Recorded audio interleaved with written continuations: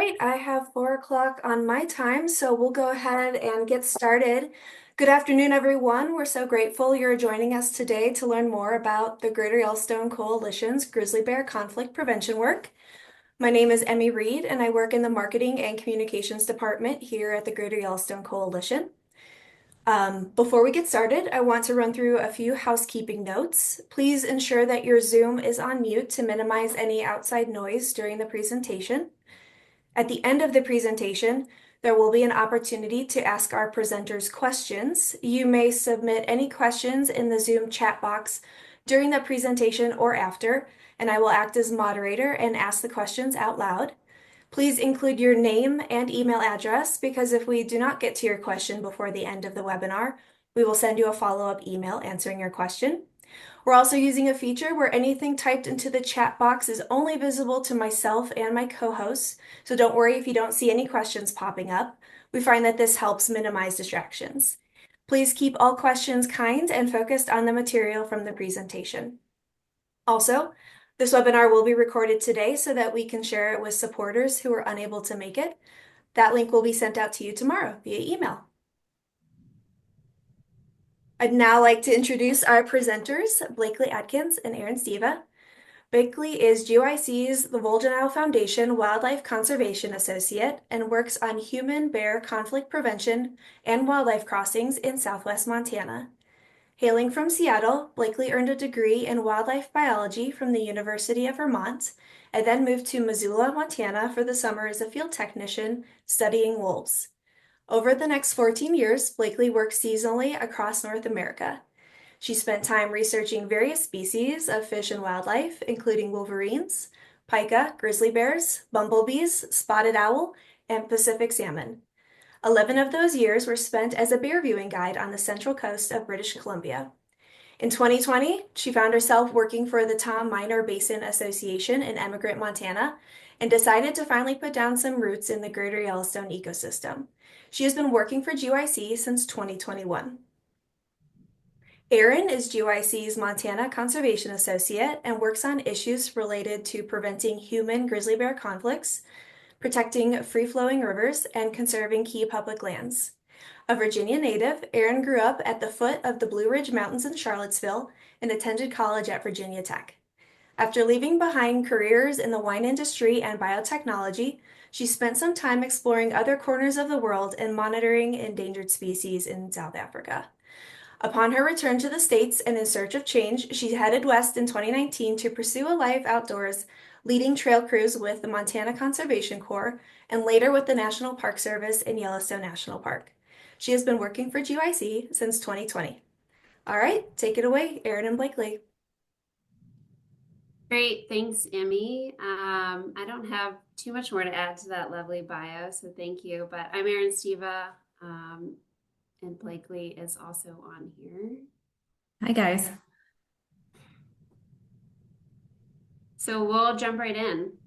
The Greater Yellowstone Coalition was founded in 1983, basically with a mission to protect the lands, waters, and wildlife of the Greater Yellowstone ecosystem. So for over 40 years, GYC's really led the charge to protect one of America's most iconic species, and that's the grizzly bear. And our grizzly bear conservation work is really centered on 3 priority focus areas, and we like to call them the 3 C's at GYC. So we have minimizing conflicts between people and bears, and then we have making sure bears have access to quality core habitat, and then really working to connect a stable Greater Yellowstone ecosystem population to other grizzly bear populations outside the Greater Yellowstone ecosystem. So why grizzly bears? Grizzly bears are important for a variety of different reasons. They hold ecological significance in that they're what is called an umbrella species. So basically to say that when grizzly bears have what they need, a lot of other species like elk and wolves and different bird species and various plant varieties are going to benefit from that as well. So grizzly bears can sort of be thought of as this barometer of healthy landscapes and really a symbol of a healthy Greater Yellowstone ecosystem. And grizzly bears are, they hold economic significance in that we all know that they're this pretty iconic species in the region. In many ways, they're symbolic of the Greater Yellow ecosystem as a whole, and that they're these big, wide-ranging animals, and they inspire millions of people to visit this region each year. And as a result, those visitors end up really infusing a great deal of money into local economies and communities. And they also hold spiritual and cultural significance for many different people.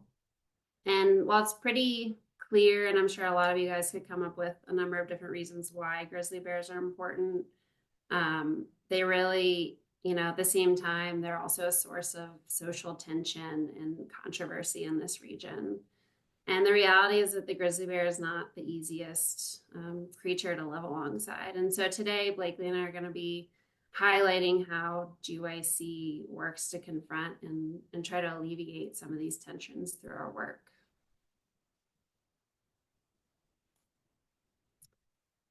Before we kind of jump into our conflict prevention projects, I think it's important to just kind of briefly take you all back in time a bit to better understand why we're here today, and why we need to prevent conflicts. So back in the earlier days of Yellowstone National Park, they had these big open pit dumps, basically where folks could come and dump their garbage. And this was in a national park, which I think today people hear that and it's kind of mind blowing that that was a practice taking place.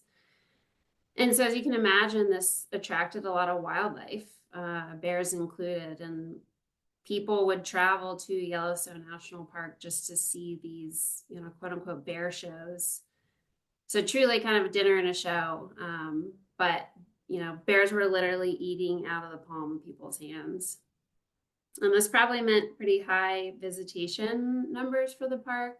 But it also meant that human food and trash became this, kind of became the main easy food source for bears in the park. And it became clear that this practice produced these highly food conditioned bears, which in turn, translated into this major risk to public safety. And so feeding bears wasn't just exclusive to Yellowstone National Park. If we were to skip up to Glacier National Park, which is about 400 miles northwest of Yellowstone National Park in Montana, pretty similar practices were taking place. And the story of grizzly bears and kind of bear management in the lower 48 as a whole reached this really pivotal moment following a really tragic August night in 1967 when two young women who were camping in different parts of Glacier National Park were killed by different grizzly bears on the exact same night within hours of each other. And so this, you guys may have heard of it, but this incident, became known as Night of the Grizzlies. And so pretty immediately spurred action on the parks' part to develop and start implementing a lot of bear smart practices that we use today. And that meant installing bear-proof garbage cans, separating cooking and sleeping areas in campgrounds, as well as putting up bear hang poles in these kind of newly established, specifically designated backcountry sites. And included in those efforts, they also ended up closing these famous open pit dumps. And so the last open pit dump in Yellowstone National Park was closed in 1970, which pretty abruptly ended almost 80 years of feeding bears in Yellowstone National Park.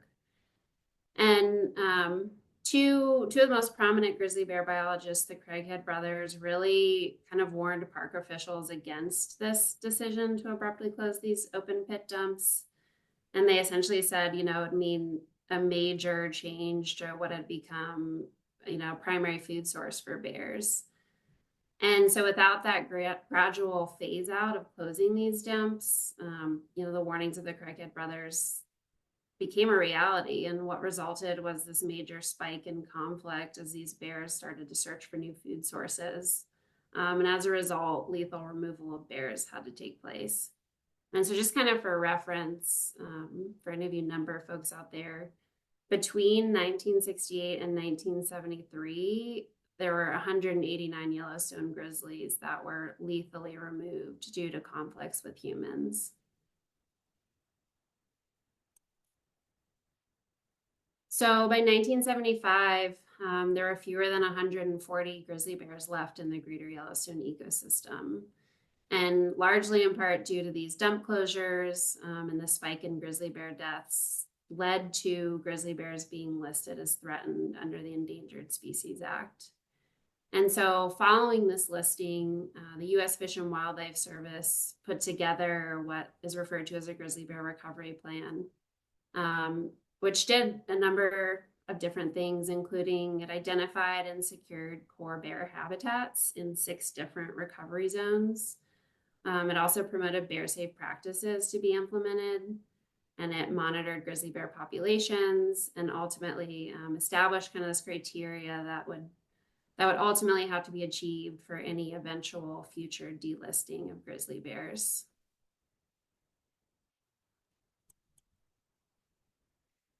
So fast forward to today, and through really a tremendous amount of work in collaboration, grizzly bears have made this really remarkable comeback within the Greater Yellowstone ecosystem. And to really speak to that, I love this map. I think it does an excellent job. And it was developed by grizzly bear researchers from the Interagency Grizzly Bear Study Team. And so it goes, you can see the date at the top. It goes from 1990 through 2020. And so the yellow line represents the original recovery zone that was established for Greater Yellowstone ecosystem grizzly bears. And then that blue line is what's known as the demographic monitoring area, or referred to as the DMA. This is really the area where biologists assess kind of the health of Greater Yellowstone ecosystem bears through monitoring those important population and demographic criteria set out in the recovery plan. And then that kind of green growing blob you see demonstrates grizzly bear distribution. And like I said, shows a pretty remarkable level of expansion by Yellowstone grizzly bears over the years. And just, important to note, knowing this map only goes through to 2020 and we find ourselves in 2025 now, I think it's just important to note that grizzly bear range today is even more expansive than what's shown here. And there have been confirmed sightings of grizzly bears outside of that blue demographic monitoring area.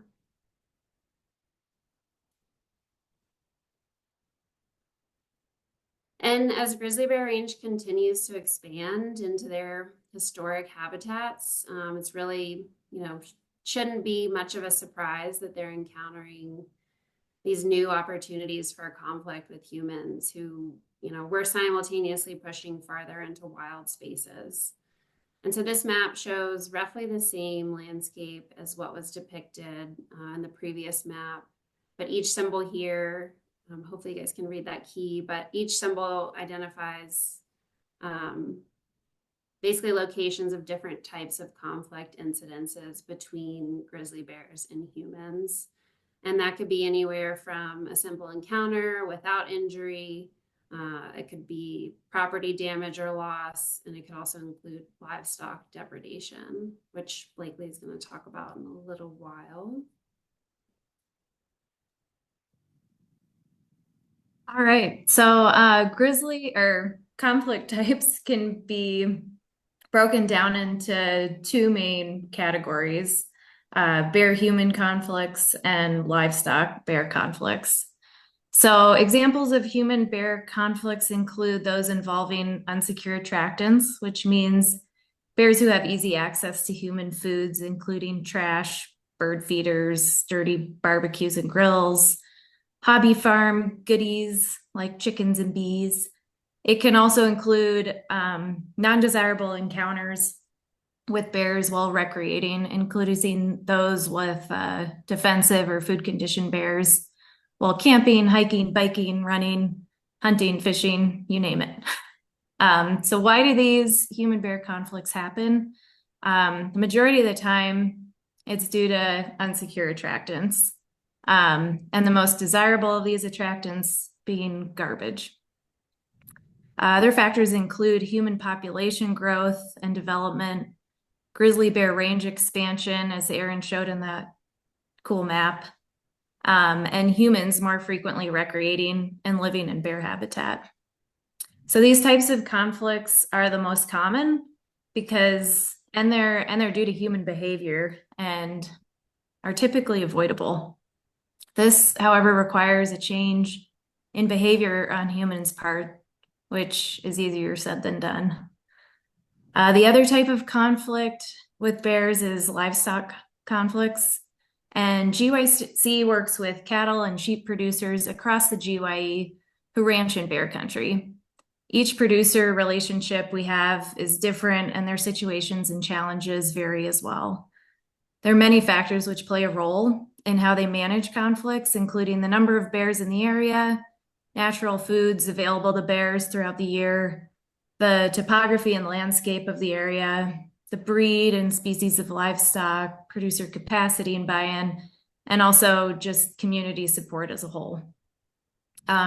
So something to keep in mind is that some bears coexist with livestock and never show an interest in sampling them, while others have a particular taste for cow or sheep and may come back again and again or teach their cubs to do the same, which can be detrimental for the livelihoods of ranching partners. So these are the situations where prevention tools can benefit and where GYC can help. And why these conflicts happen is, first of all, just because you have kind of a slower moving and well-fed snack on the landscape compared to a deer elk. And also because many ranchers in the GYE run their livestock in areas with little human presence, which tends to be prime bear habitat as well. Another thing to keep in mind is that bears typically target young and sick or injured livestock, which is the same as the way that they would target natural prey items like deer and elk. So a few conflict statistics to keep in mind that kind of hammer home what Erin and I are talking about is that 85% of bear mortalities in the GYE are conflict related. So that means that there's only 15% of bear mortalities each year that are reported that occur naturally. And over the past 10 years, there's been an average of 120 conflicts and 11 mortalities a year in just the GYE of Montana. And 76% of those occurred on private lands and were related to unsecured tractants. So all of this to say that this means that with the proper knowledge, tools, and drive, people can actually prevent these conflicts and bear mortalities.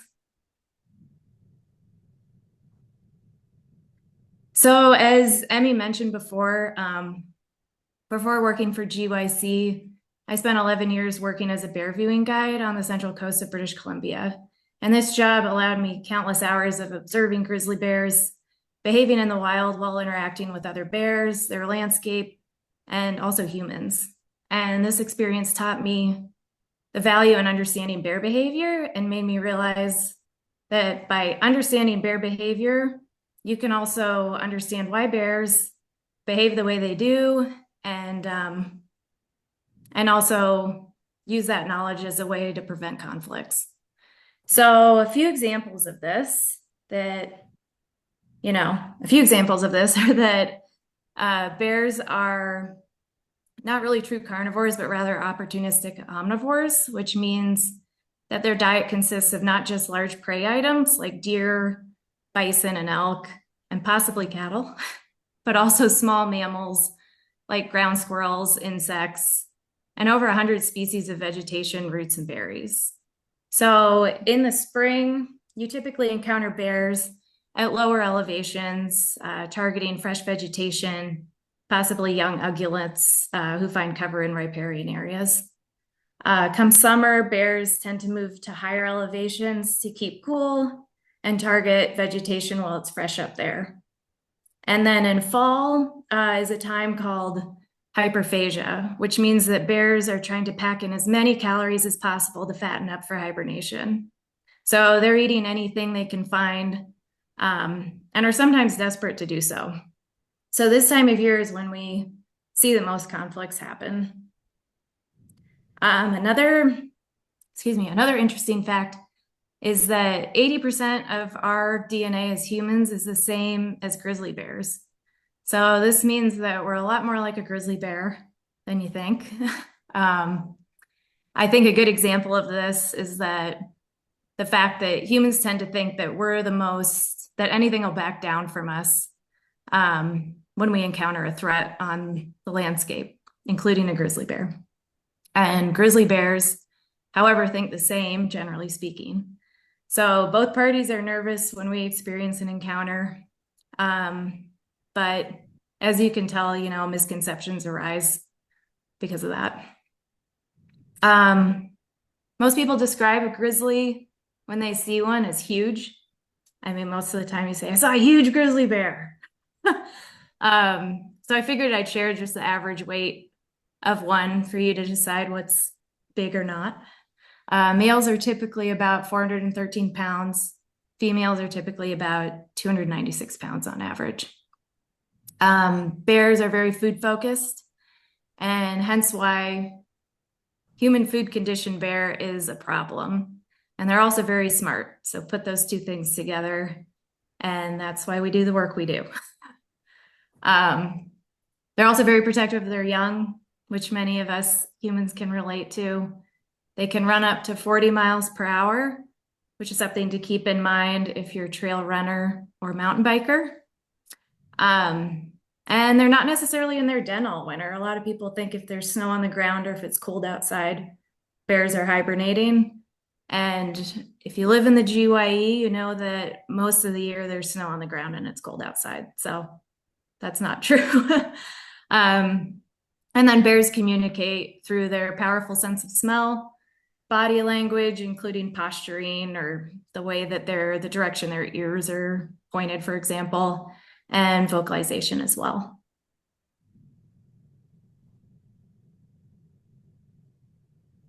So, I mean, besides having us all figure out how we can run faster than 40 miles an hour to outrun a grizzly bear, or how can we and how do we prevent conflict from happening? Because we know that living alongside wild animals, grizzly bears included, is a huge part of what makes life in this region so special. And you could probably ask anyone working at GYC, and it would probably be the number one reason we'd give all of you.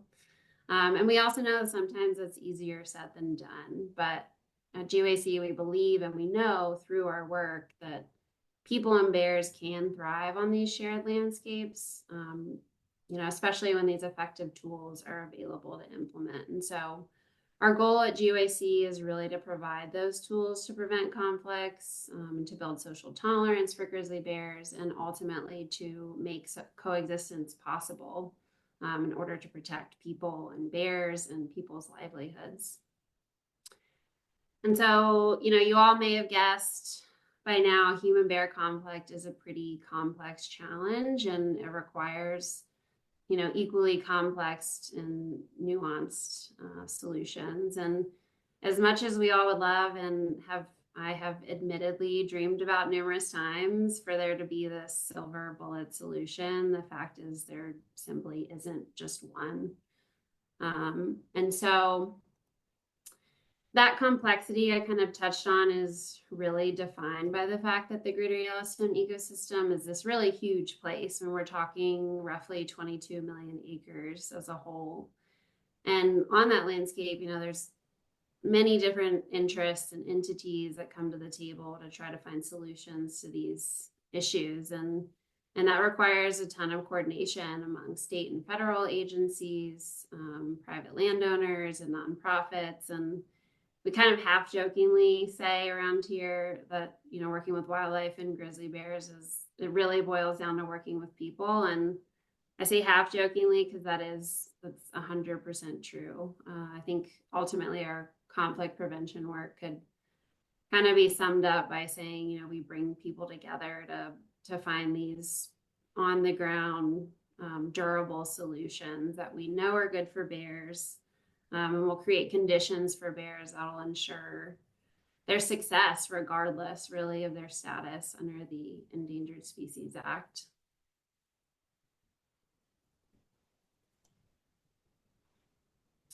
We'll start to jump into some of the conflict prevention projects that GYC works on. And like I said, like I kind of mentioned in that last slide, partnerships are really crucial to getting this work done. And Blakeley and I are going to kind of highlight some of our partnerships, and I'll start with the U.S. Forest Service and Bureau of Land Management partnerships. And so back a little while ago, the Forest Service and GYC kind of recognized that food storage challenges within the national forests surrounding Yellowstone National Park and these campgrounds in national forests were really creating these conflict hotspots for grizzly bears, between grizzly bears and humans. And that kind of was essentially due to there not being enough places for campers to securely store their food and their trash. And bears were being increasingly drawn to campgrounds, and just kind of referencing back to the night of the grizzlies, that was a big reason why those conflicts occurred.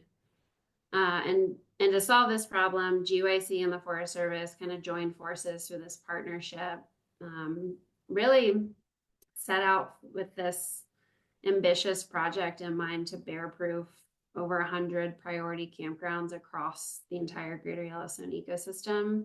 And so through this partnership, there were various infrastructure improvements made, and those included, like you can see here, construction of, installation of these bear-resistant food storage boxes, the brown one there with all the food and coolers in it. And then construction and development of things like new gates and kiosks and educational signage was a big part of it. And then these bear-resistant dumpsters where folks could safely and easily dump their garbage.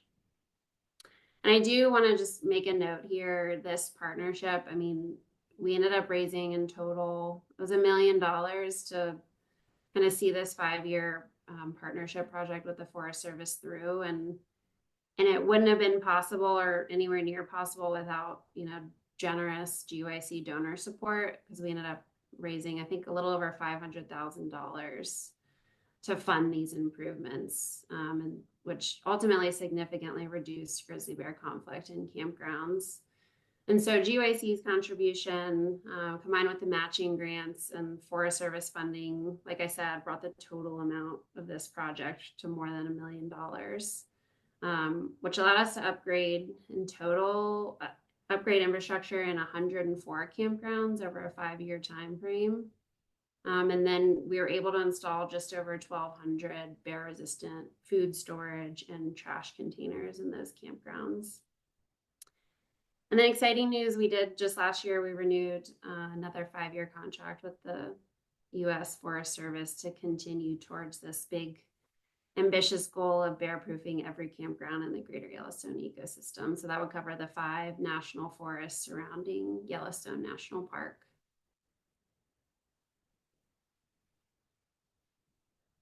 And so to highlight a couple other pieces of our work with the Forest Service and BLM, and in addition, agricultural producers. This is a picture on the left of a 20-foot shipping container. It's called a Connex box. And so GYC has worked with the Forest Service to put these Connex boxes out at cow camps on national forests across the GYE. And what they essentially do is they allow ranch hands, producers who are out on public land grazing allotments, and they're tending to their cattle or sheep. It allows them to bear-proof their camps while they're out in the landscape. And so they can store things like grain for their horses. They can store their own food. They can store any other attractants or smellies, really in order to prevent, curious grizzly bear from wandering into their cow camp and potentially leading to conflict. And so this particular container is actually at a camp in the Gravelly Mountains, so just southwest of where we are in Bozeman here. And then this other photo on the right is a bear-proof dumpster trailer. And so the lid is actually a custom welded heavy-duty steel bear-proof lid with small doors that are that humans can access easy to dump their waste. And so with Forest Service and Bureau of Land Management, we've been able to put several of these out in the landscape, really at heavily used areas. Cliff and Wade Lakes, if anyone's familiar, over in Madison Valley, we've been able to put one there. And then the nice thing is that they are movable, so you can hitch them up and essentially take them off the landscape, dump them, bring them back. You could put them at really heavily populated trailheads at certain times in the year. So yeah, it provides folks with really easy to use and secure place to store their garbage.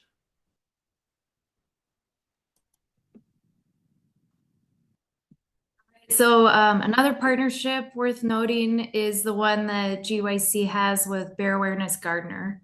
And Bear Awareness Gardner is an organization which is dedicated to securing attractants in the small yet popular town of Gardner, Montana, and educating residents and visitors to be bear aware with the ultimate goal of Gardner becoming a certified Bear Smart community. This, however, takes time and dedication and patience, as Gardner is a bit of a lawless place. It is located just outside of Yellowstone in the northwest, at the northwest entrance, and is unincorporated, which means that it has few regulations and hardly no enforcement. So while neighboring Yellowstone Park gets millions, upwards of 4 million visitors each year, and sometimes has very few conflicts, sometimes just one or fewer annually, due to their good enforcement and regulations, which is thanks to, you know, all the improvements made since the 70s, as Erin covered. And Gardner, on the other hand, has close to had 100 reported conflicts just last year. So some residents and businesses get away with storing their trash, as these pictures show. And occasionally food conditioned bears get desperate enough and dependent enough on it that they break into homes for human food. This is a major safety issue, especially in a place filled with tourists visiting Yellowstone, seasonal workers as well, who typically don't expect to see a bear wandering through town. Go to the next there. So the bear who did the damage to the trailer in the previous slide was known as Bear 769. And here's his story in a nutshell. So one of the most viewed bears, he was one of the most viewed bears in Yellowstone in the past. And he was often seen just off the road and would draw crowds of hundreds of people at a time. So he would prioritize kind of tasty natural foods right off the road, and became fairly comfortable being in close proximity to people. One fall in 2015, he was reported eating apples on the outskirts of Gardner, and this pattern continued for years to come. A few more years down the road, he discovered he could easily track down more calories right in town, rummaging through garbage cans and grease storage containers. He was used to people from time spent being viewed in the park. So hanging out in close proximity to people wasn't as much of a problem for him as most bears. So fast forward to 2024, he's a much older bear. And at that time, he was pretty heavily dependent on easily accessible food in the town of Gardner. He was seen in broad daylight, looking for available snacks, and broke into multiple homes and businesses to access food, sometimes with people inside. So due to extreme human safety concerns, this bear was removed last year. This is not the fault of the bear biologists who had their unfortunate responsibility to remove him, but in turn is actually the fault of the community for, you know, encouraging his food conditioning, and is a situation which could have been avoided. So lucky for us, there's solutions. And And aside from bear awareness gardeners' hard work distributing hundreds of bear-resistant trash cans to residents and businesses over the years, GYC has been partnered with them for the past 4 and has helped fund and implement various other bear-resistant and bear-proof infrastructure in town as a leading partner. And examples include, on the top left, a grease storage container, which is bear-proof. And in the center photo, there's myself and Evan Stout on the right, who runs Bear Awareness Gardener, and members of the school, the Gardener School, where we installed bear-proof trash cans because there was just regular trash cans there up until last year, which is surprising. And there's another photo of Evan with some community members from Gardener picking apples. There's a apple picking program and an apple tree replacement program so you can replace your apple tree with a non-fruiting tree. You can also electrify trees, and we have 5 larger dumpsters that just went in, which GYC paid for this year, to businesses in Gardner, so that they're not using plywood to store their garbage, but in fact, they're using very thick metal.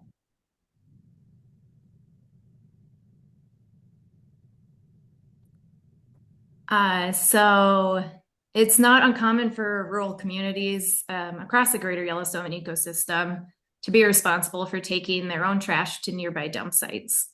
And many of these sites are not bear-proof in any fashion. Dumpster lids are often left open. Fences are easy to climb if you're an agile black bear like that one in the slide. And gates are left wide open 24/7. So this is heaven on earth for bears.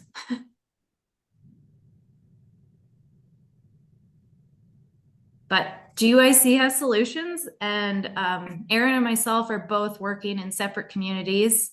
I'm doing work in Paradise Valley, and Erin works in Madison Valley to keep bears out of these enticing areas in order to keep them safe and to keep humans safe too, because the last thing you want when you're dropping your garbage off is to have a grizzly bear in the dump. Specific solutions for this work include implementing electric mats at dump site entrances, electrifying the fences surrounding the sites, and installing hydraulic lids on top of dumpsters. So with the hydraulic lids, a push button is used to open and close the lids so that they're only open when somebody's actively putting trash in them. And they've proven to not only keep out bears, or to not only keep bears out of garbage, but they also keep the sites cleaner than ever before. And we have a video to show you how effective those electric mats are, because Just making sure you can see that, Blakeley. yep. Perfect.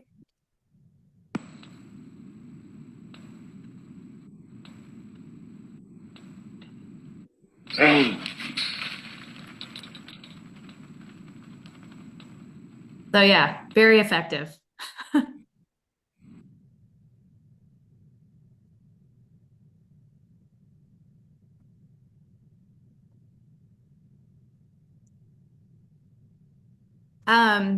So GYC is also partnered with the city of Bozeman to help them identify neighborhoods with the highest rate of bear conflicts and encounters, and develop a program to offer residents bear-resistant cans, as well as encourage them to keep their trash inside until the morning of pickup. So black bears are really common in Bozeman, if any of you live in Bozeman. But going back to Erin's map of grizzly bear expansion, knowing that Bozeman's just close to where that 2020 map ended, it's not impossible for a grizzly to show up as well. So this is, in this slide, there's a map that GYC created with partnering NGOs, garbage haulers from the city of Bozeman, and Montana Fish, Wildlife, and Parks bear specialists to identify neighborhoods to prioritize first. And then some messaging that we helped the city with. And here's a photo of myself and Erin with our friend Kevin, who works for the city of Bozeman, and he's an incredible partner to work with. After meeting with him about this idea, he's enthusiastically led the charge for encouraging Bozeman to do more, and enjoys, picking out the best bear-resistant garbage can in his free time. So he's been great. We've worked with Kevin to find the bear bins that work best for him and his crew, helped with education materials and outreach materials. He's showed up at HOA meetings with us, and even done surveys at night before pickup in those high conflict areas to see how many residents own and are using their bear bins properly. So if any of you are a resident of Bozeman and you have bears in your neighborhood and you don't yet have a bear bin, you can call the city today and get your own.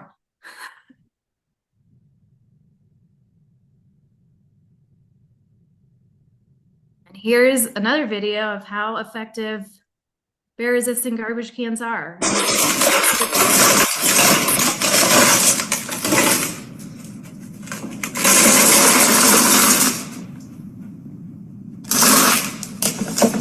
He pushed this can all the way down Main Street. If you've been to Cook City, that's, a block or two, but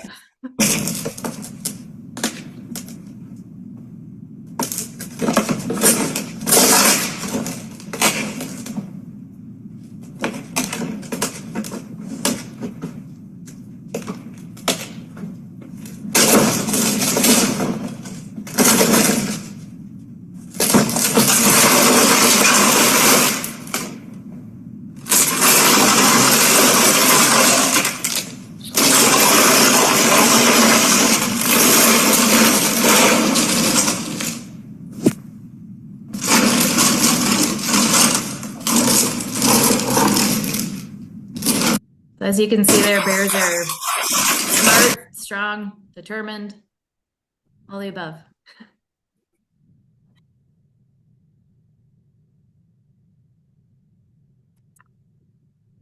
So for our producer partners, range riding is proven to be an effective tool in the conflict prevention toolbox. And so what is range riding? In a nutshell, it's consistent human presence on the landscape with eyes and hooves on the ground to monitor livestock and the surrounding area. It's also a way to identify depredations. So when livestock gets killed due to grizzlies and other carnivores early, and be able to report those incidences in enough time to get compensated by federal agency partners.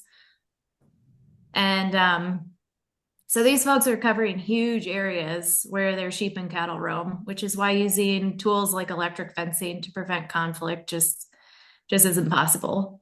GYC supports several range riding operations in different locations across the GYE. Erin and myself work in the Centennial Valley, the Tom Minor Basin, and the Gravelly Range, supporting different programs. And at GYC, we believe that keeping wildlife habitat intact and supporting working lands is crucial. And that's why we believe in range riding programs. So in this slide, there's a photo of Andy, who is a producer in the Gravelly Range, and he's checking on his cattle in this photo. A typical day for Andy is riding into the area where his cattle are and looking for sick and injured individuals. If there are any, he may doctor them on site, or he may take them away from the rest of the herd to avoid enticing any carnivores in the area. He'll also look for poisonous plants like larkspur on the landscape and look for evidence of bears and wolves and cougars. So he might be looking for tracks or scat, and may even check remote cameras he has in place to identify them.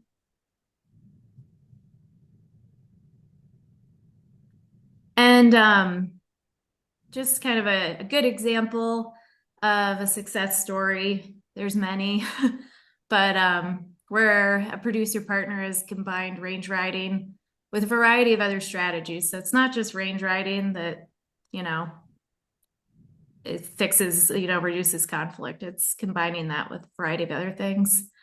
So yeah, one example here is Hillary, who's pictured in this slide. And her family partnered with GYC and others to purchase an allotment in the Centennial Valley, which the old owner had experienced so many conflicts that he no longer wanted to have his cattle in that area. And so Hillary and her family have been experimenting with various methods of conflict prevention practices, including consistent range riding and other innovative tools to see if they can get conflict numbers down. And she's an incredibly inspiring partner. And as it turned out, in her first year running cattle on this landscape, she experienced no depredations and only one last year in the second year. So pretty awesome success story. And then we wanted to highlight some of the work being done by some of our GYC colleagues down in Wyoming and Idaho. These kind of group of photos on the left are from our colleague Erin down in Cody, Wyoming. And so there is in Clark, Wyoming, kind of at the foot of the Absaroka mountain range. The Gallagher family raises beef cattle and grows sweet corn. And every fall they open up a corn maze to public from end of September to end of October.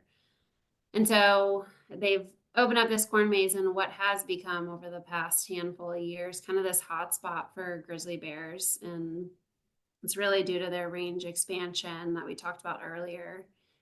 And this kind of came to a head in 2018 when they actually watched a sow and her two cubs enter their corn maze. And so they immediately shut it down and called Wyoming Fish and Game to figure out what can we do here to keep our maze open and keep people safe and keep grizzly bears safe.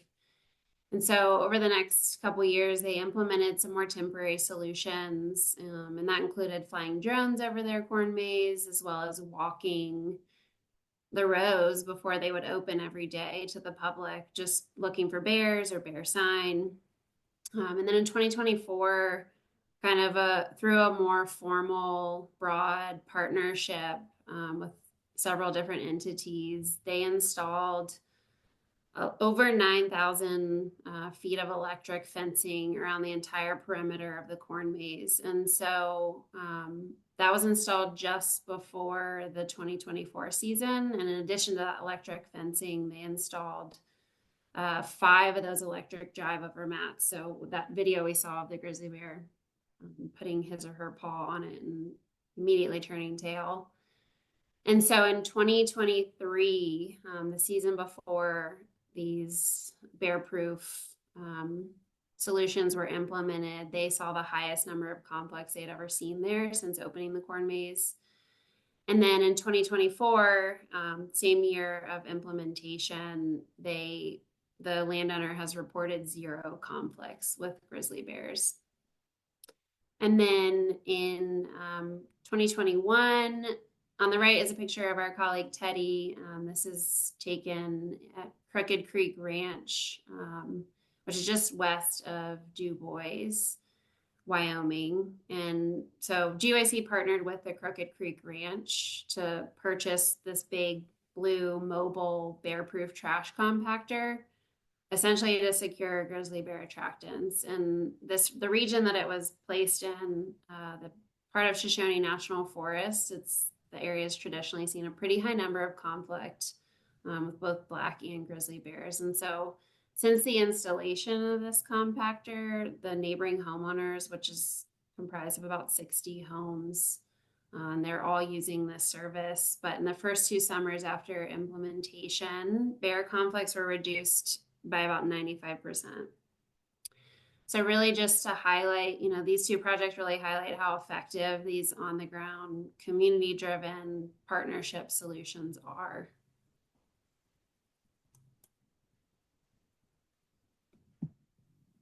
So we fed you ton of information. But to sum it all up, here's kind of the key ingredients for your recipe for success for preventing conflicts. So first of all, community driven and collaboration and coordination. Having critical partners, including local champions, NGOs with the same goals and visions, and agency partners. Funding. This is important as this infrastructure is not cheap. Patience. None of this happens overnight. So as many of you have already gathered, conflict prevention is more about managing people than bears. Erin mentioned that earlier as well. And conflict prevention work is also nonpartisan. So it has nothing to do with policy and everything to do with keeping people safe and bears alive and behaving like bears.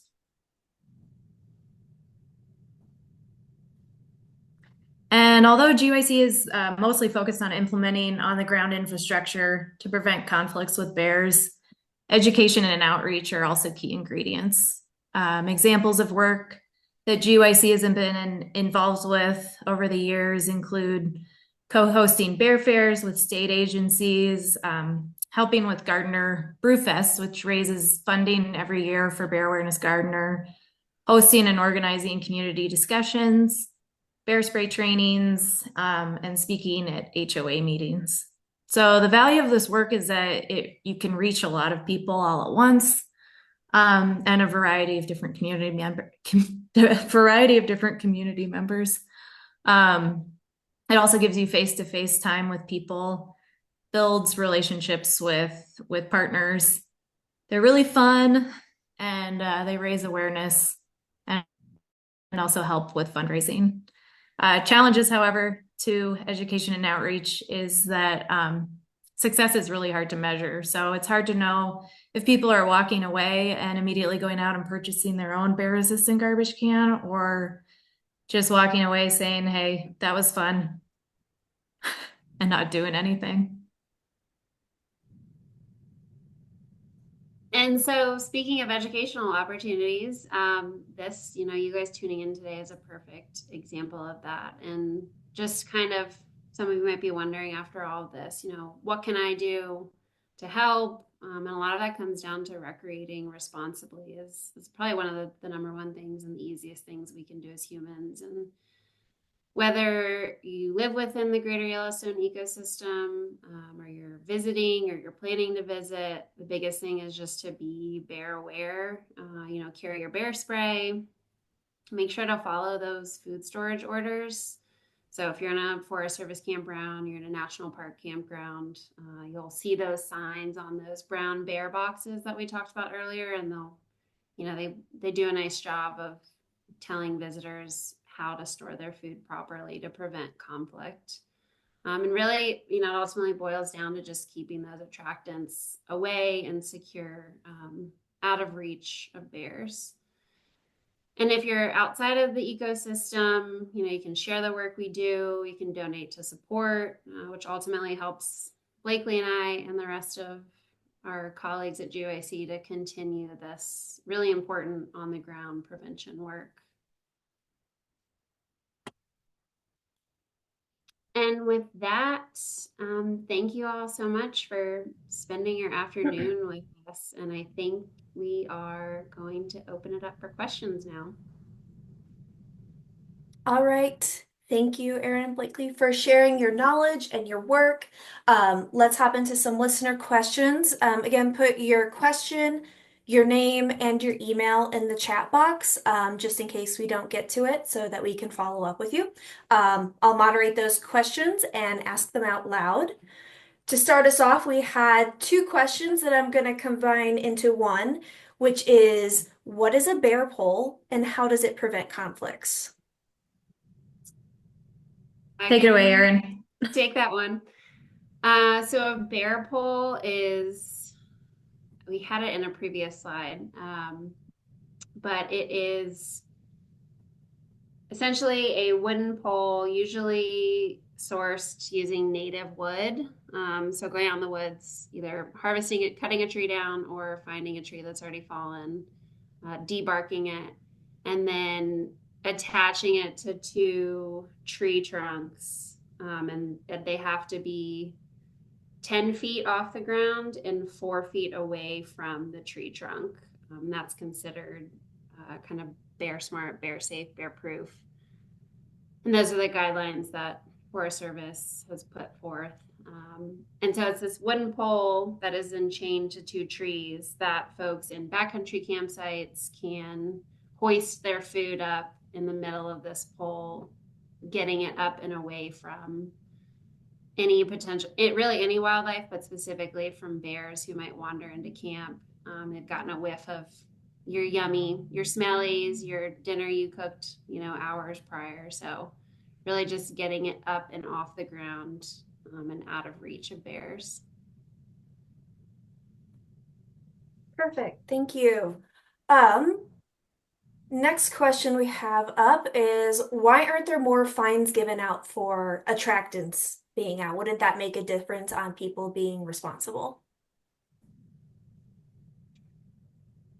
I think it would, but it's hard to find that enforcement. So you really need somebody on the ground that like Fish, Wildlife and Parks or, enforcement members of the Forest Service. And so it's really hard to hit everybody when you just have maybe one person that's qualified to do that in a region, which could cover, multiple different counties. So yeah, just those people aren't available all the time. A good example, Gardner is actually getting a law enforcement officer to be more present this year, which is huge. And I think is going to make a big difference in, that's kind of like the next tier up is having that really good enforcement in place so that people are more accountable. Great, thanks, Blakeley. Could you tell us, were there any attempts or was it even possible to relocate Bear 769 either to a new area or possibly the Grizzly and Wolf Discovery Center? I'm combining a few questions there as well. I think that bear unfortunately was so just, I mean, his story is a crazy one and people are, writing books and making movies about him now, but he was so food conditioned and he actually had, that was kind of his third strike. So his first strike, they put one ear tag in so that, it was a first strike and he had two ear tags in. So he had been in town multiple times, but they didn't remove him because it wasn't necessarily like his fault. It was because there was food attractants out. And so they kind of give a bear another opportunity, but when human safety's at risk, that bear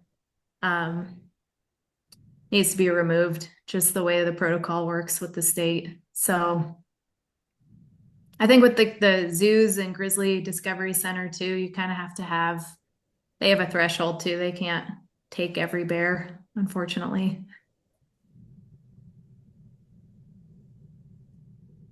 Thanks, Blakeley.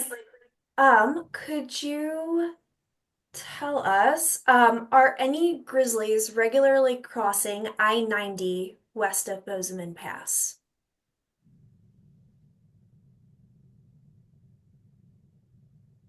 Regularly crossing I-90 west of Bozeman Pass.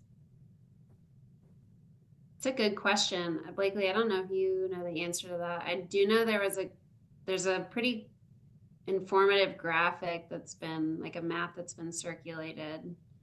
And I can't recall if it was a black bear or a grizzly bear, but essentially showing how I-90 works as a wildlife barrier. But I think it bumped up to I-90 about 46 times, somewhere in that realm, before it was actually able to cross I-90. And so, fun fact, UIC also works on wildlife crossings. So that is something we are looking into, but I don't actually know the answer to if and how many grizzly bears have crossed I-90.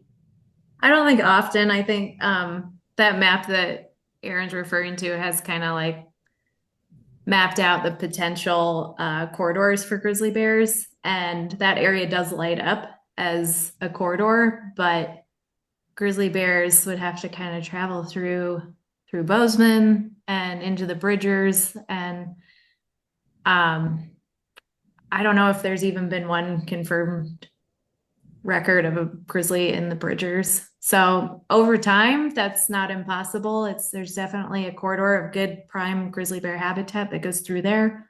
But I wouldn't say grizzlies cross I-90 often. But there are groups, including GYC, looking into the potential for crossing structures in that area for not just bears, but ungulates and such as well. So that's a long-term project, but people are looking into that for sure. Got it. Thanks, guys. We are at 5 o'clock, but we'll do one more question. And again, to everyone who's submitted comments and questions, thank you. I'm going to save those and we will follow up with you after the webinar. But our last question that we'll cover is, how will the federal cuts to BLM, U.S. Fish and Wildlife Service, and U.S. Forest Service impact your work to protect bears? It's a really great question and super pertinent. And I think,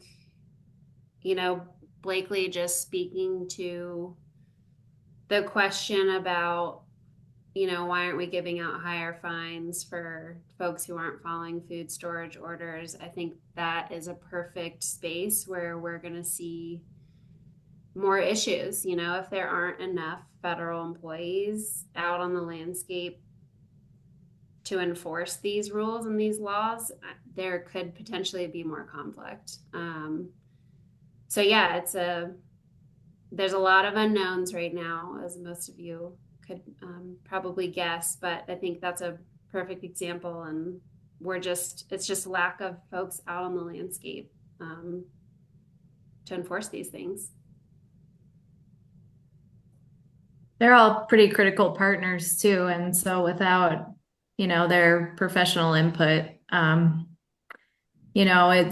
it shines more of a light on groups like GYC, but they're critical to getting this work done. So yeah, and I would say, in a similar vein to enforcement, think about all the pit toilets, all the trash cans that are on national forest lands, that are in national parks. I don't know about you guys, but in the past 10 years, I'll show up somewhere and garbage is just spilling out of a can, or people have just set it down next to the can, or they'll set it down next to the bathroom. And so I would say, I think we could expect a lot more of those instances to start popping up, which again, that's a lot more unsecured attractants out on the landscape that we're going to have to figure out a way to manage and try to cut down on. Great. Thanks, guys. Thank you to everyone for joining us today. We really appreciate you tuning in. You make our work possible, and we appreciate how much you care about this amazing ecosystem. We do have one more webinar in 2 weeks that's going to be about our work removing and modifying fence to support wildlife migration and movement, and we'd love to see you there. Thank you so much again, and hope you all have a wonderful spring. thank you guys. Have a great evening.